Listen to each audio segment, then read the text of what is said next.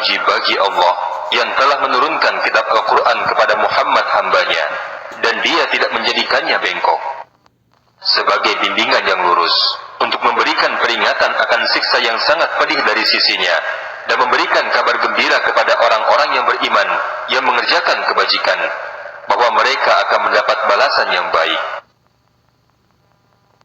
Mereka kekal di dalamnya selama-lamanya. Dan untuk memberikan peringatan kepada orang-orang yang berkata, Allah mengambil seorang anak. Mereka sama sekali tidak mempunyai pengetahuan tentang itu. Dan begitu pula nenek moyang mereka. Alangkah buruk kata-kata yang keluar dari mulut mereka. Mereka hanya mengatakan suatu kebohongan belaka. Maka barangkali engkau Muhammad akan mencelakakan dirimu, karena bersedih hati setelah mereka berpaling, sekiranya mereka tidak beriman kepada keterangan ini. Sesungguhnya kami telah menjadikan apa yang ada di bumi sebagai perhiasan baginya, agar kami menguji mereka, siapakah di antara mereka yang paling baik amalnya. Dan kami benar-benar akan menjadikan pula apa yang ada di atas bumi menjadi tanah yang tandus lagi kering. Apakah engkau mengira bahwa orang yang mendiami gua dan yang mempunyai rokim itu termasuk tanda-tanda kebesaran kami yang menakjubkan? Ingatlah, ketika pemuda-pemuda itu berlindung ke dalam gua, lalu mereka berdoa, Ya Tuhan kami, berikanlah rahmat kepada kami dari sisimu, dan sempurnakanlah petunjuk yang lurus bagi kami dalam urusan kami. Maka kami tutup telinga mereka di dalam gua itu selama beberapa tahun. Kemudian kami bangunkan mereka, agar kami mengetahui manakah di antara kedua golongan itu yang lebih tepat dalam menghitung berapa lamanya mereka tinggal dalam gua itu.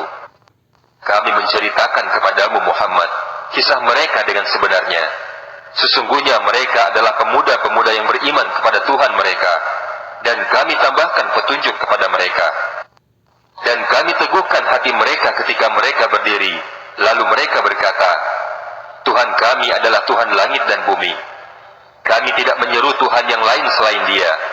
Sungguh, kalau kami berbuat demikian, tentu kami telah mengucapkan perkataan yang sangat jauh dari kebenaran. Mereka, kaum kami, telah menjadikan Tuhan-Tuhan lain untuk disembah selain Allah.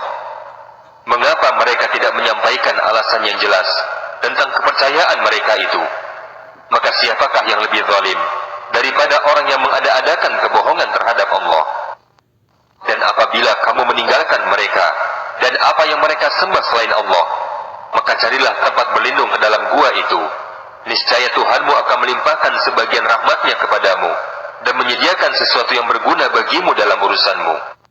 Dan engkau akan melihat matahari ketika terbit, condong dari gua mereka ke sebelah kanan. Dan apabila matahari itu terbenam, matahari itu menjauhi mereka ke sebelah kiri, sedang mereka berada dalam tempat yang luas dalam gua itu.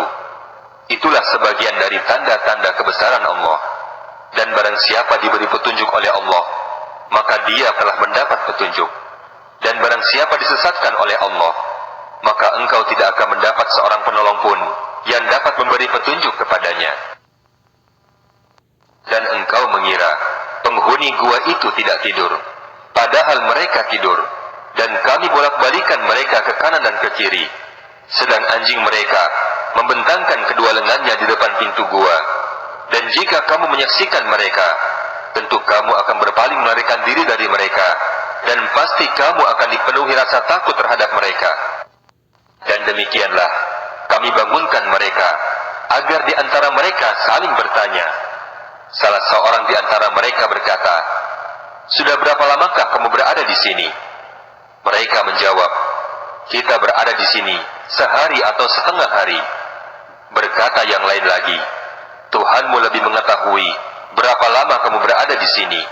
Maka suruhlah salah seorang di antara kamu pergi ke kota dengan membawa uang perakmu ini, dan hendaklah dia melihat manakah makanan yang paling baik, dan bawalah sebagian makanan itu untukmu. Dan hendaklah dia berlaku lemah lembut, dan janganlah sekali-kali menceritakan halmu kepada siapapun. Sesungguhnya mereka jika dapat mengetahui tempatmu, niscaya mereka akan melempari kamu dengan batu, atau memaksamu kembali kepada agama mereka. Dan jika demikian, niscaya kamu tidak akan beruntung selama-lamanya. Dan demikianlah kami perlihatkan manusia kepada mereka, agar mereka tahu bahwa janji Allah itu benar, dan bahwa kedatangan hari kiamat itu tidak ada keraguan padanya. Ketika mereka berselisih tentang urusan mereka, maka mereka berkata, dirikanlah sebuah bangunan di atas gua mereka. Tuhan mereka lebih mengetahui tentang mereka. Orang yang berkuasa atas urusan mereka berkata, kami pasti akan mendirikan sebuah rumah ibadah di atasnya. Nanti akan ada orang yang mengatakan, jumlah mereka 3 orang, yang keempat adalah anjingnya. Dan yang lain mengatakan, jumlah mereka 5 orang, dan yang keenam adalah anjingnya, sebagai terkaan terhadap yang gaib. Dan yang lain lagi mengatakan, jumlah mereka 7 orang, dan yang ke-8 adalah anjingnya. Katakanlah Muhammad, Tuhanku lebih mengetahui jumlah mereka. Tidak ada yang mengetahui bilangan mereka, kecuali sedikit. Karena itu, janganlah engkau Muhammad berbantah tentang hal mereka, kecuali perbantahan lahir saja. Dan janganlah engkau menanyakan tentang penghuni gua itu kepada siapapun. Dan janganlah sekali-kali engkau mengatakan terhadap sesuatu, aku pasti akan melakukan hal itu besok pagi, kecuali dengan mengatakan, insya Allah, jika Allah menghendaki. Dan ingatlah kepada Tuhanmu apabila engkau lupa, dan katakanlah, mudah-mudahan Tuhanku akan memberikan petunjuk kepadaku, agar aku lebih dekat kebenarannya daripada ini. Dan para penghuni gua itu tinggal dalam gua selama 300 tahun, dan ditambah 9 tahun. Katakanlah Muhammad, Allah lebih mengetahui berapa lamanya mereka tinggal di gua. Miliknya semua yang tersembunyi di langit dan di bumi. Alangkah terang penglihatannya, dan alangkah tajam pendengarannya. Tidak ada seorang pelindung pun bagi mereka selain dia. Dan dia tidak mengambil seorang pun menjadi sekutunya dalam menetapkan keputusan. Dan bacakanlah Muhammad apa yang diwahyukan kepadamu, yaitu Al-Quran, kitab Tuhanmu. Tidak ada seorang pun yang dapat mengubah kalimat-kalimatnya, dan engkau tidak akan dapat menemukan tempat berlindung selain kepadanya. Dan bersabarlah engkau Muhammad bersama orang-orang yang menyeru Tuhannya pada pagi dan senja, dengan mengharap keridhaan Tuhannya. Dan janganlah kedua matamu berpaling dari mereka, karena mengharapkan perhiasan kehidupan dunia. Dan janganlah kamu mengikuti orang-orang yang hatinya telah kami lalaikan dari mengingat kami, serta menuruti keinginan hawa nafsunya, dan keadaannya sudah melampaui batas. Dan katakanlah Muhammad, kebenaran itu datangnya dari Tuhanmu. Maka barang siapa hendak beriman, hendaklah dia beriman. Dan barang siapa hendak kafir, maka silahkan dia menjadi kafir. Sesungguhnya kami telah menyediakan neraka bagi orang-orang yang zalim, yang gejolaknya mengepung mereka. Jika mereka meminta pertolongan, mereka akan diberi air minum seperti besi yang mendidih, yang menghanguskan wajah mereka. Itulah minuman yang paling buruk, dan tempat istirahat yang paling jelek.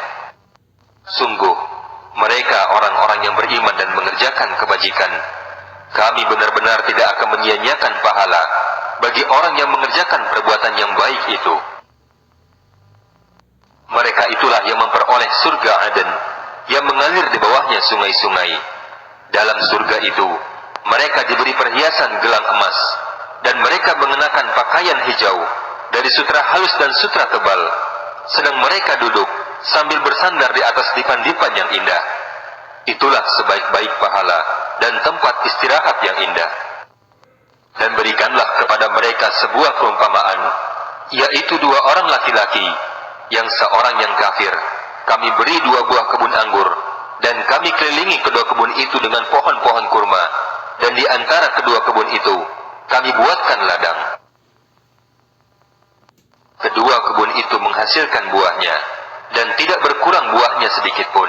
Dan di celah-celah kedua kebun itu kami alirkan sungai. Dan seorang yang kafir itu memiliki kekayaan yang besar. Maka dia berkata kepada kawannya yang beriman ketika bercakap-cakap dengannya, hartaku lebih banyak daripada hartamu, dan pengikutku lebih kuat. Dan dia memasuki kebunnya dengan sikap merugikan dirinya sendiri karena angkuh dan kafir. Dia berkata, "Aku kira kebun ini tidak akan binasa selama-lamanya. Dan aku pun mengira hari kiamat itu tidak akan datang. Dan sekiranya aku dikembalikan kepada Tuhanku, pasti aku akan mendapatkan tempat kembali yang lebih baik daripada ini." Kawannya yang beriman berkata kepadanya sambil bercakap-cakap dengannya, "Apakah engkau ingkar kepada Tuhan yang telah menciptakanmu dari tanah, kemudian dari setetes air mani, kemudian dia menjadikan engkau seorang laki-laki yang sempurna? Tetapi aku percaya bahwa dialah Allah Tuhanku. Aku tidak akan mempersekutukan Tuhanku dengan sesuatu pun. Dan mengapa ketika engkau masuk ke kebunmu, engkau tidak mengucapkan, Masya Allahu la quwata illa billah. Sungguh, atas kehendak Allah, semua ini terwujud. Tidak ada kekuatan kecuali dengan pertolongan Allah. Sekalipun engkau menganggap harta dan keturunanku lebih sedikit daripadamu, maka mudah-mudahan Tuhanku akan memberikan kepadaku kebun yang lebih baik daripada kebunmu ini. Dan dia mengirimkan petir dari langit ke kebunmu, sehingga kebun itu menjadi tanah yang licin. Atau airnya menjadi surut ke dalam tanah, maka engkau tidak akan dapat menemukannya lagi. Dan harta kekayaannya dibinasakan. Lalu dia membolak-balikan kedua tangannya tanda menyesal terhadap apa yang dia belanjakan untuk itu. Sedang pohon anggur roboh bersama penyangganya. Lalu dia berkata, betapa sekiranya aku dahulu tidak mempersekutukan Tuhanku dengan sesuatu pun. Dan tidak ada lagi baginya segolongan pun yang dapat menolongnya selain Allah. Dan dia pun tidak akan dapat membela dirinya. Di sana, pertolongan itu hanya dari Allah yang maha benar. Dialah pemberi pahala yang terbaik, dan dia pula pemberi balasan yang terbaik. Dan buatkanlah untuk mereka perumpamaan kehidupan dunia, yaitu seperti air hujan yang kami turunkan dari langit, sehingga menyuburkan tumbuh-tumbuhan di bumi. Kemudian tumbuh-tumbuhan itu menjadi kering, yang diterbangkan oleh angin. Dan Allah maha kuasa atas segala sesuatu. Harta dan anak-anak adalah perhiasan kehidupan dunia, tetapi amal kebajikan yang terus-menerus adalah serta lebih baik untuk menjadi harapan. Dan ingatlah pada hari ketika kami perjalankan gunung-gunung, dan engkau akan melihat bumi itu rata, dan kami kumpulkan mereka seluruh manusia, dan kami tidak meninggalkan seorang pun dari mereka. Dan mereka akan dibawa ke hadapan Tuhanmu dengan berbaris. Allah berfirman, sesungguhnya kamu telah datang kepada kami, sebagaimana kami telah menciptakan kamu pada pertama kali. Tetapi kamu menganggap bahwa kami tidak akan menetapkan bagi kamu waktu berbangkit untuk memenuhi perjanjian. Dan diletakkanlah kitab catatan amal.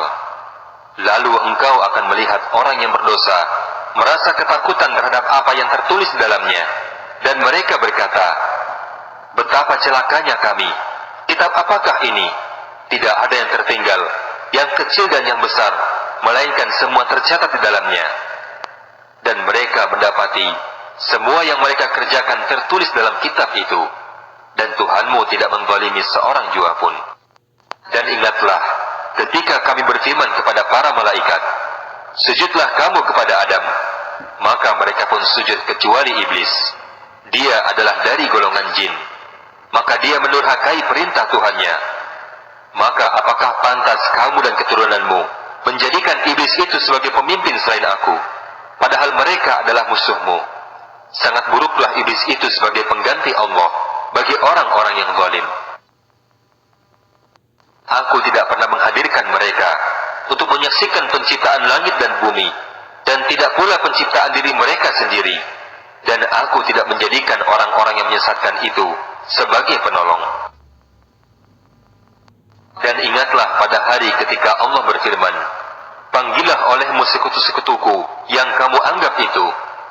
Kemudian mereka memanggilnya, tetapi sekutu-sekutu itu tidak membalas seruan mereka, dan kami adakan untuk mereka tempat kebinasaan. Dan orang-orang yang berdosa melihat neraka, Kemudian mereka menduga bahwa mereka akan jatuh ke dalamnya, dan mereka tidak menemukan tempat berpaling darinya. Dan sesungguhnya, kami telah menjelaskan berulang-ulang kepada manusia dalam Al-Quran ini, dengan bermacam-macam perumpamaan. Tetapi manusia adalah memang paling banyak membantah. Dan tidak ada sesuatu pun yang menghalangi manusia untuk beriman, ketika petunjuk telah datang kepada mereka, dan memohon ampunan kepada Tuhannya, kecuali keinginan menanti datangnya hukum Allah yang telah berlaku pada umat-umat yang terdahulu, atau datangnya azab atas mereka dengan nyata.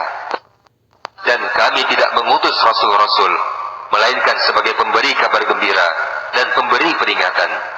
Tetapi orang-orang yang kafir membantah dengan cara yang batil, agar dengan demikian mereka dapat melenyapkan yang hak, dan mereka menjadikan ayat-ayatku dan apa yang diperingatkan kepada mereka sebagai bahan olok-olokan.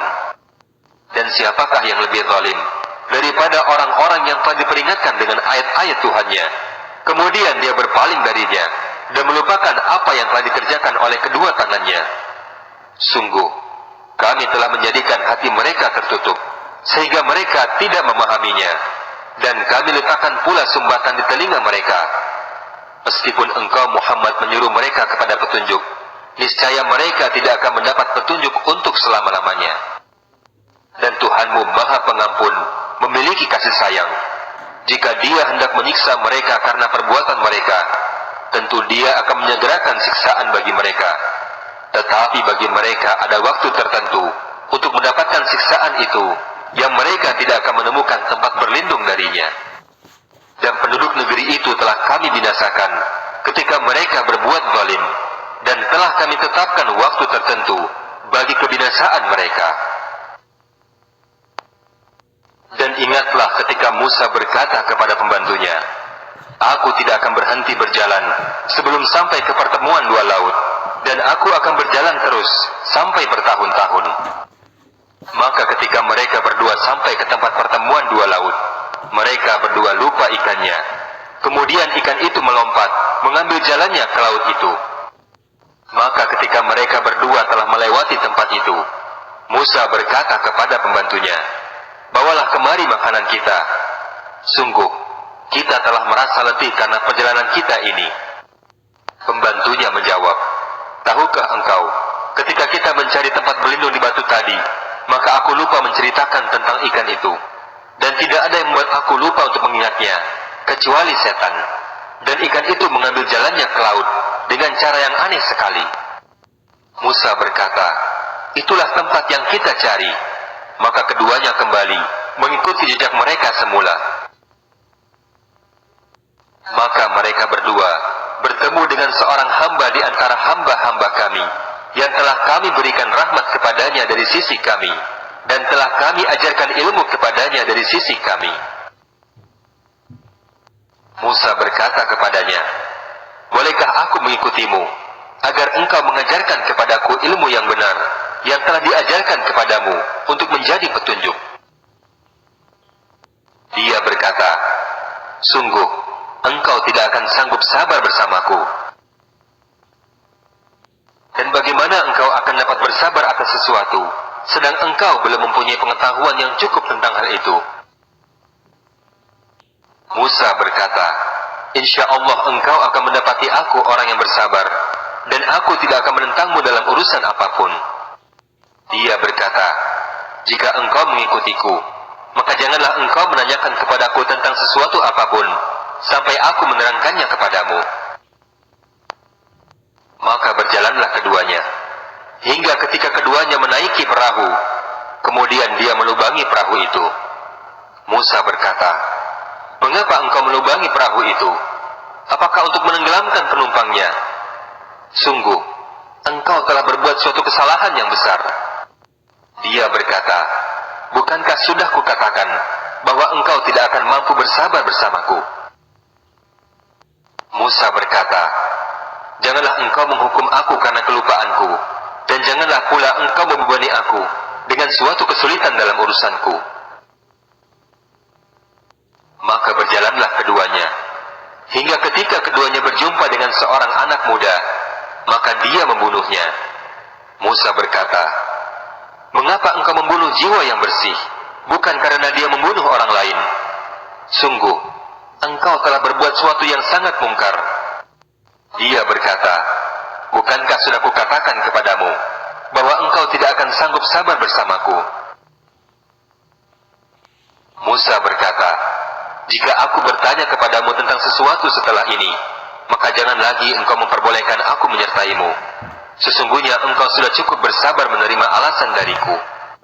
Maka keduanya berjalan, hingga ketika keduanya sampai kepada penduduk suatu negeri. Mereka berdua meminta untuk dijamu oleh penduduknya, tetapi penduduk negeri itu tidak mau menjamu mereka.